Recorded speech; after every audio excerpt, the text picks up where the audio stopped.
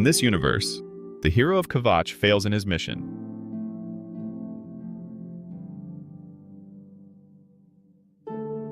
We begin in Cyrodiil, the capital province of the Tamriel Empire. Undeniably, all universes faced one of the greatest crises in their history, the portals of Oblivion opening across the world, bringing destruction and chaos.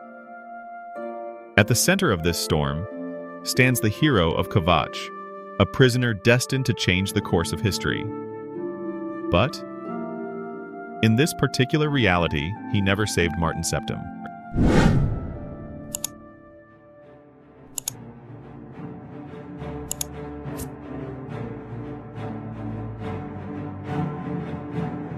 During the siege of Kvatch, the hero falls before he can even rescue Martin Septim. Without his protection, Martin is killed in the chapel. With him, the last hope of the Septim line disappears, and the whereabouts of the Amulet of Kings are unknown. Without Martin, the dragon fires is never rekindled. Alessia's pact, which protected Nirn from the forces of Oblivion, is broken.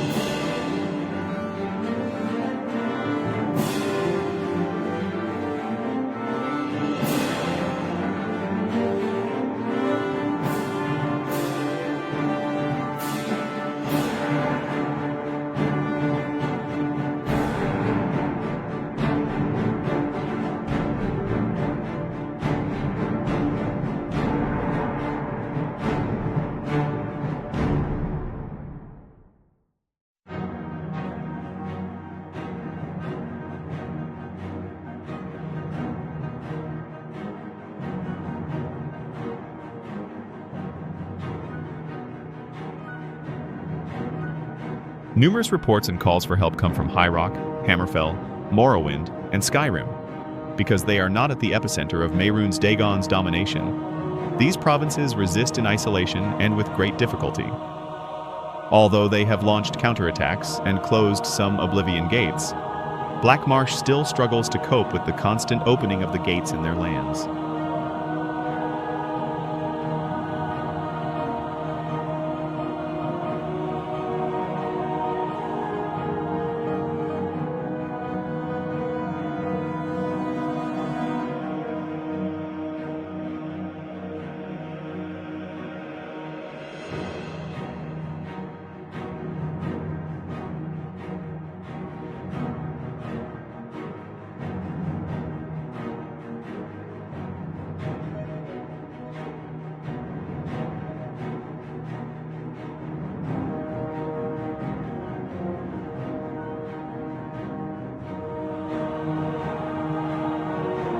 Unopposed, Mehrunes Dagon crosses the Vale and steps onto Nirn.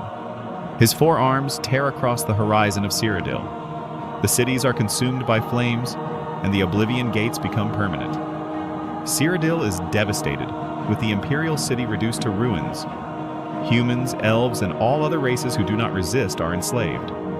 Dagon's reign begins, but not without opposition from other cosmic forces.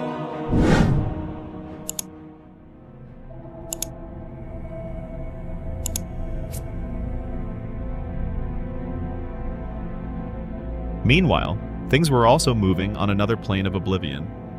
The Shivering Isles, also known as the Lands of Madness, are the plane of Oblivion belonging to the Daedric prince Sheogorath, the Mad God. Once in each era, Jyggalag, the Daedric Prince of Order, is allowed to return to his original form in an event known as the Grey March. During this event, Sheogorath transforms into Jyggalag and summons the Knights of Order to attack the Isles. At the end of the cycle, Sheogorath returns and recreates his realm. Here, however, due to the instability in the planes of Oblivion, things unfolded differently than they had.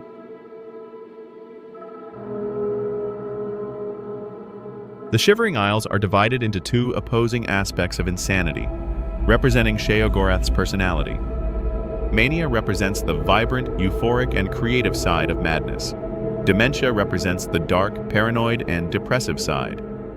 There are times when the guardians of these lands, the Golden Saints and the Dark Seducers, clash because they can't stand each other. But soon, their internal rivalries would be sorely tested.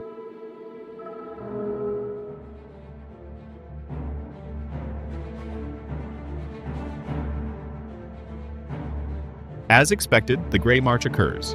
Jyggalag returns with his armies of order.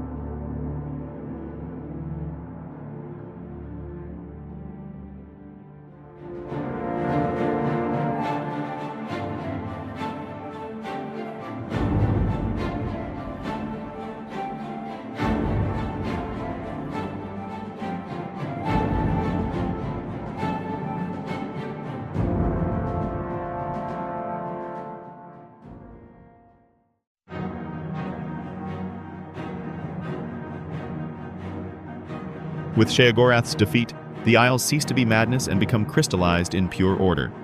But Jyggalag is not limited to his realm. Due to the instability between the planes of Oblivion and Mundus, he observes Nirn in flames, a victim of Dagon's chaos. Initially, his power was limited to his plane, but the Oblivion Crisis freed bonds that until then had been incomprehensible even to the Daedra themselves. Dagon's invasion and the extended time he spent in Tamriel opening more portals temporarily broke the barrier between planes, something that had not had time to occur in the original universe. Jyggalag has no motivation to destroy Nirn. His obsession is perfect order. For him, mortals and Daedra are equally chaotic. His solution to Mehrunes Dagon's invasion is to immobilize the entire world in an eternal structure.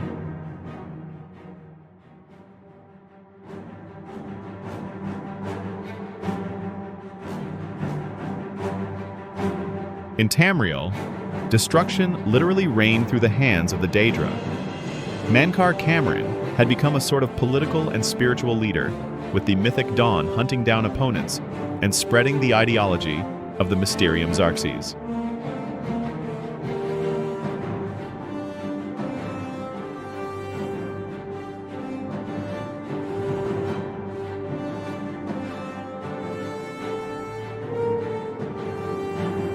Deep within the Ayleid ruins, where echoes of the First Era still lingered, the spirit of Umaril the Unfeathered rose again.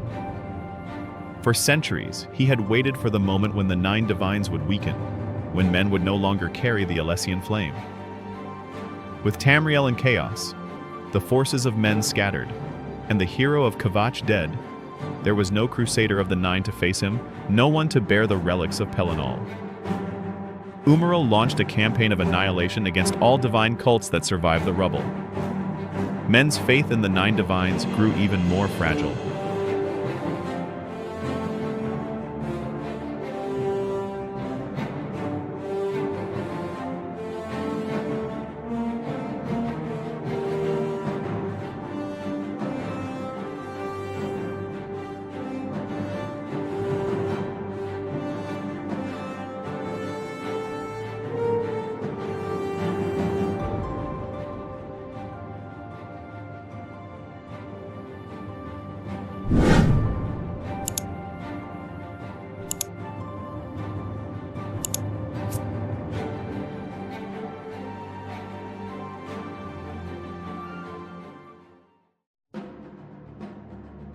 Jyggalag appears in Tamriel with his army. According to his ideology, both mortals and Daedra symbolized an insult to his order.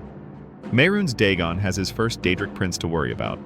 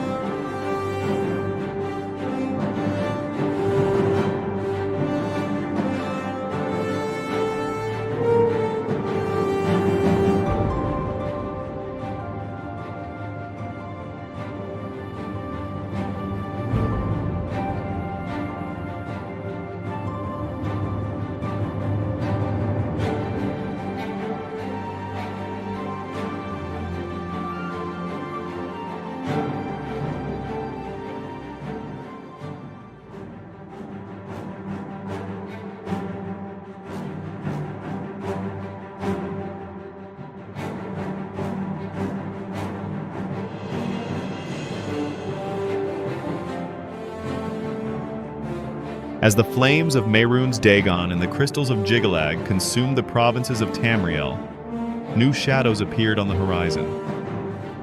From the sky, bluish fissures emerged, unlike the fiery portals of Oblivion. Colossal chains descended from the void, bound to ethereal anchors that were fixed to the ground. These were the signs of Coldharbour, Molag Bal's domain. The Prince of Domination could not allow Mehrunes Dagon to be the sole shaper of Nirn.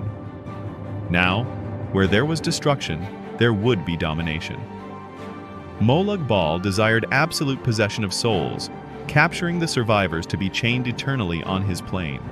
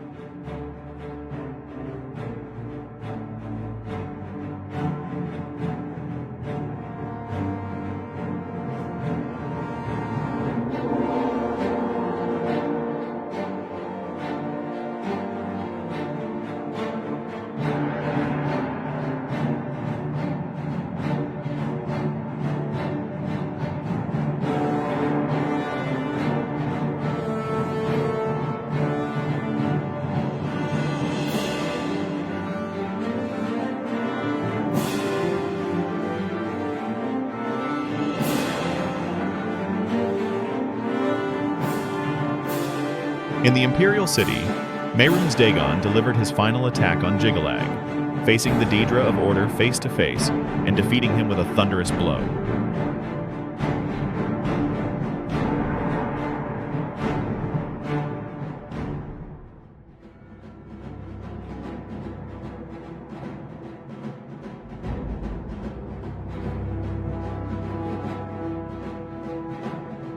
The other Daedric princes also showed some action during the fragile barrier of Oblivion.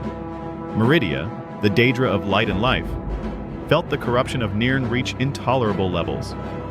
She sought out Umaril, and together they tried to resist in a fragile alliance with the High Elves on Somerset Isle. Mephala watched from the shadows. The Weaver of Intrigue turned factions against each other, manipulating mercenaries to weaken any organized resistance. Hermaeus Mora observes from the depths, pleased by the chaos and destruction of knowledge that Dagon and Bal promote. He sends agents and attempts to absorb forbidden knowledge from mortals and Daedra cultists, accumulating information that can be used in future cosmic manipulations. Azura, though often acting in secrecy, tries to protect key mortals who can still influence the fate of Tamriel, instilling visions and guidance into scattered resistance, helping to keep hope alive and the possibility of rebuilding balance. Certain other Daedric princes simply don't have a clear and specific role, or even interfere. It's unclear whether Sheogorath still exists. In the end, Tamriel knew no peace. The battles between Mehrunes Dagon and Molag Bal transformed the continent into a war zone for long years, while all the other Daedra worked simultaneously toward their own ends.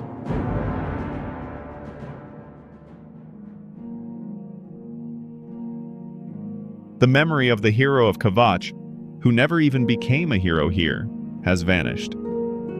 His failure is etched as the starting point of the cataclysm that transformed Nirn forever. It is not the absence of enemies that determines fate, but the failure of those who should have protected the world.